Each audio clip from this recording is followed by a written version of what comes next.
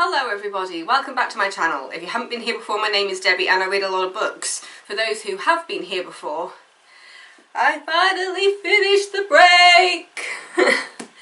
Some people were probably thinking I was about to say, I finally finished Discovery of Witches, which I haven't. Still got the other book to go, but I'm getting there. But I have finally finished The Break by Marian Keyes. I have been reading this for a while, it feels like. It took me about a month to read this.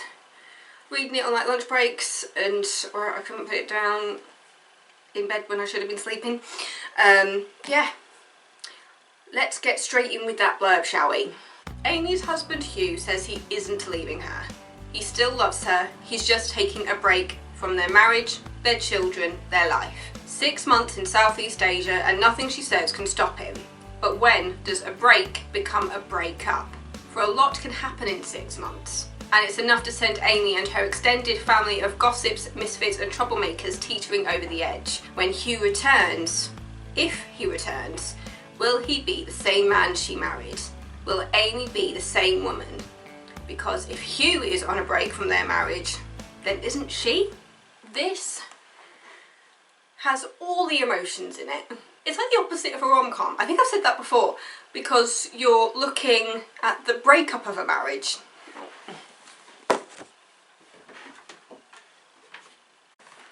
Just had to replace my battery, so I might be slightly off from where I was before. But as I was saying, you're looking at the breakup of a marriage. And by saying that, I'm not really spoiling anything, I don't think. Because at the beginning you find out that Hugh has lost a couple of people in quite close concession. He loses his dad and he loses his best friend. And that seems to send him in a bit of a... Well, to be fair, I think it's fairly clear that he's very depressed. He's lost his father figure and he's lost his best friend in a very, very close amount of time. And so Amy sees him and his life falling apart, and she knows that something's not right. She knows that her husband's life is falling apart around him. She tries to be like the supportive wife, but at the same time she's very aware that she can't really help him. She can't bring his loved ones back. All she can do is be Amy. She can just be there and support him. But he needs more than that. It's very obvious that he needs therapy and he needs help. And it just comes to the point when he's just like, I just need to get away and I need you to be okay with it. Which obviously can be very difficult, especially from Amy's point of view, because she's there going, hang on a second, we should be rallying together at this point and being family and supportive, and Hugh just wants to run away. So when she finds out that he wants to go away for 6 months, she's just there going, are we breaking up? And he's just there going, no, we're not breaking up, it's just a break. But he's still on a break from the marriage, which means that Amy is there going, that means technically I'm on a break from the marriage. And she tries to figure out her life without him and seeing the changes from not having Hugh in her life. I will say that there is a very prominent abortion storyline in this book. It's set in Ireland, and so you are looking a lot about Irish laws and kind of what Irish women do in that situation. A lot of it is just ordering stuff online or travelling to London, but I'm not going to say who it affects in the book because that would be a major spoiler, but I will say that that storyline is in there, so just to anybody who's reading it, just be prepared that there is an abortion storyline in this book. Because I'll admit, I wasn't aware of it until it hit me when I was reading it, and I have my opinions about abortion. I'm not going to go into that on here, but I think it was handled in an interesting way in the book. Because you're, as well as looking at Amy's relationship with Hugh and her relationships on the break, you're also looking at her extended family. You're looking at her children and like her brother's life and children, and her ex-husband, and a man that she had a crush on while she was in her marriage, who has now come back into her life now that she's on the break. So it's all done from Amy's point of view though. And she has a daughter who is getting very big on YouTube. She's basically like a beauty guru. And I really like the storyline between her daughter and her mother. So it's the daughter and the grandmother, because the daughter just suddenly decides she wants to put her grandmother on her YouTube channel. And so she does, and by putting her grandma on her YouTube channel just blows up.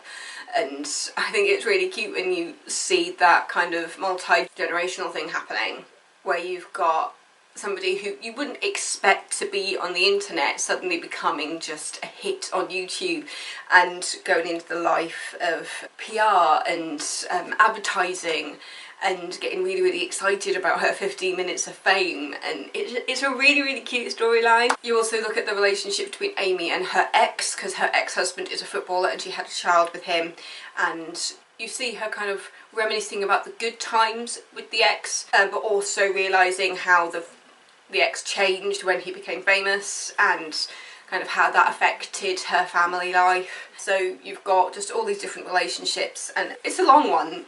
It's a big book. I don't think I quite realised how long it was. Oh, that's my I absolutely love this bookmark because it's a magnet.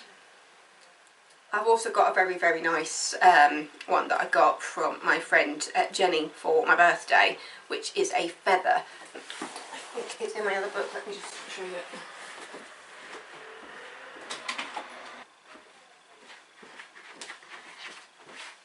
As I'm getting distracted by pretty things, but that's the bookmark that I got from my friend Jenny for my birthday.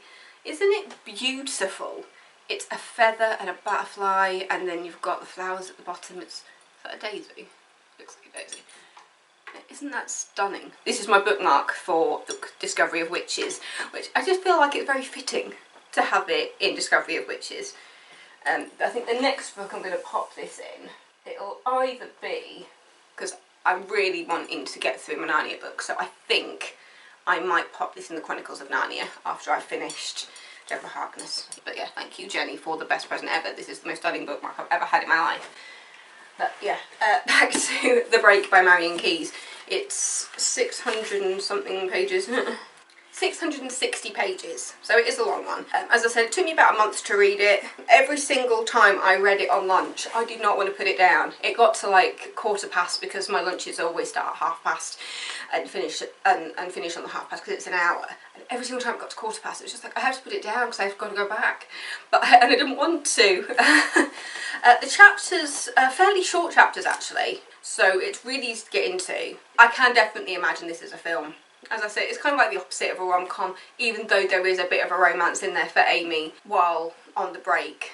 Amy works in PR and she travels around quite a lot, so she's generally hopping between Ireland and England. She has like a couple of days a week where she's in London, and it's a journalist that she knows through her travels to London.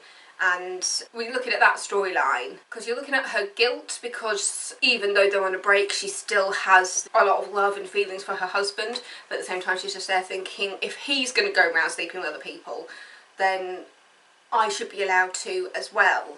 And it crosses some murky territories when you look at who she decides to have that kind of relationship with and his own marital status. I'll pop it like that. Yeah, there's a few potentials in there of seeing who she's going to kind of find her happiness with. And you realise that she needs to forgive herself for her role in Hugh's mental state, because you realise that it's not just about the deaths of his father and his best friend. You've also got a little bit of something that happened a couple of years before the break, which involved Amy's behaviour, and so she needs to acknowledge her behaviour that led to kind of the demise of the relationship. And you also have her trying to forgive Hugh for what he's doing, and she realises that, you know, there's nothing that she can really do to stop him from going, even though she's there going, do we need to do this, do we need to do this, and he's just there going, no, I need a break, my mind needs a break, and I just want to go travelling. It's almost like the midlife crisis almost, where he's questioning his own mortality, and it's also a bit of kind of like a teenager trying to get everything out of them. It's split into before the break, and after the break. And then you've also got some flashbacks to the 2 years before the break, when she meets the journalist from London. And you start to see kind of what she did and her behaviour and kind of like how far that crush went. And then obviously during the break you see how far it may or may not go while they're on the break, and I feel like I said break a lot. So other videos where it's guess how many times I said the word nice, this is how many times can I say the word break in one video. It's sad moments, it's heartwarming, it's definitely, it almost feels like a coming of age type thing because you see Amy trying to discover herself during the break. It makes me think of Some Kind of Wonderful by Giovanna Fletcher, because again it's that kind of a person trying to discover themselves after a relationship goes south, which was what Some Kind of Wonderful was. But yeah, it's just a really good book. It's funny. I love seeing the relationship between Amy and her co-workers and their kind of obsession with her daughter's YouTube channel. I think that's really, really funny because you see her co-workers all sitting around waiting for the new vlog to come out, and then how they talk about Amy's mother and saying, oh, your grand's a superstar. Yeah, it's just a lovely book, and it's funny, it's heartwarming. There's a bit of some sad storylines, as I said, with the abortion storyline. It gets a little political, obviously, just because of the abortion laws in Ireland. Yeah, it's a brilliant book. I definitely recommend it for people who like the rom-com style, people who like books about people finding themselves, because you've got that whole relationship with all the family and friends. There's a bit of a soap opera style to it as well. Yeah, great book. The Break by Marian Keyes. So yeah, still reading Deborah Harkness' Discovery of Witches. Not far off the end of the second book because I'm reading multiple books at the same time. For some bizarre reason I've just stopped reading Deborah Harkness, so I'm hoping to focus on that one for quite a bit. And then I'll be taking book Pear Shaped. I can't see the author from here, but there's a book called Pear Shaped which is going to be the next one I'll be taking to work. And then after finishing some books on BorrowBox, the library app, I wasn't intending on getting any more books on there because I just thought I need to concentrate on Deborah Harkness. But then last night I was going through some of the new releases and I got distracted and went and reserved a load of things. So let's take you through those, shall I? I'm about halfway through the book Girl A by Abigail Dean, which is a very interesting story about kind of what happens after child abuse.